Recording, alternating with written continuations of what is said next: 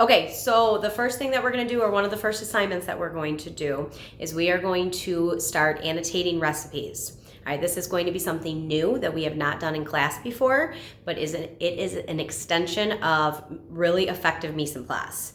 So if you remember from early in the year, no matter what teacher you had, early in the year we learned that mise en place is a French term for to put into place. So whether or not you are cooking in a large-scale restaurant and getting ready to serve 40 people, if you're getting ready to serve 400 people, or if you are making dinner for your family at home, you want to mise en place. Right? We want to get everything and gather our ingredients. We want to gather our utensils. We want to gather our cooking equipment, and then we want to follow through with the instructions. So in order to do that, many of you have been given recipes at times, and right away you grab the recipe, and what do? You just start grabbing all the ingredients and kind of filling it in as you read the instructions. All right, now a lot of people don't pay attention to if in the ingredient list it calls for chopped potatoes. All right, you might not need the chopped potatoes until instruction number 4, and that's why it's important to kind of gather those thoughts, to read over the list of instructions, to gather the list of ingredients, to make sure, did you need to cook something prior to using it in this recipe? Sometimes a recipe calls for, like a pre-recipe. So what we're going to do is we are going to look at annotating recipes. If you've ever annotated notes in a different class, this will probably be a little bit easier for you. If you haven't, once you get in the groove, it's not hard. It just takes a few minutes. There is going to be a specific way that we are going to want you to do it. Try to color code it as much as possible. I'm going to show you our annotating file, and then I will also upload it to the Schoology page. All right, try to keep those colors if you have them at home. We're going to be using yellow, black, orange, pink, and blue. If you don't have all of those colors at home, we'll make it work, but just try to be consistent throughout the next couple weeks, all right, as we start this. All right, so first we're going to talk about what annotating is. I'm going to flip my screen really quick. All right, that's my house again. Okay, so first we're gonna just look at what exactly annotating is and the power of annotating, and I'm gonna hopefully this will work. All right, looks good.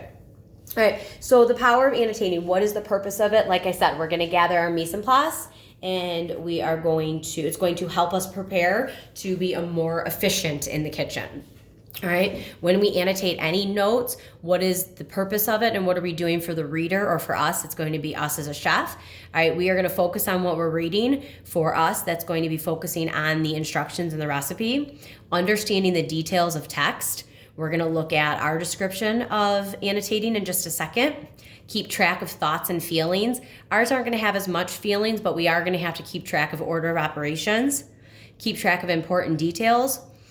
Prepare for discussion. There might not be discussion in our version of annotating, but there is going to be like action, all right? And then prepare to write about the text. Again, we aren't going to write a lot about our text because we're annotating a recipe, and that's our text, as opposed to annotating a section of a book that you may read in English class. All right, so now let's look at our version of annotating. And again, this file is going to be uploaded to the Schoology page for you.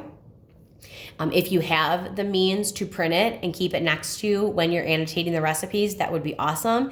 If you know how to split screen, maybe more efficiently than Miss Murray does, then that would be great too. Or you can just kind of go back and forth and use it. All right, so when we annotate our recipes, again, right at the top, annotating a recipe is the first step to great and effective mise en place. All right, the first thing that we're going to do is we are going to underline in orange. I'm going to kind of use my colors over here. We're going to underline in orange the different pieces of equipment that were needed. All right, underneath here, it says to infer what equipment you need.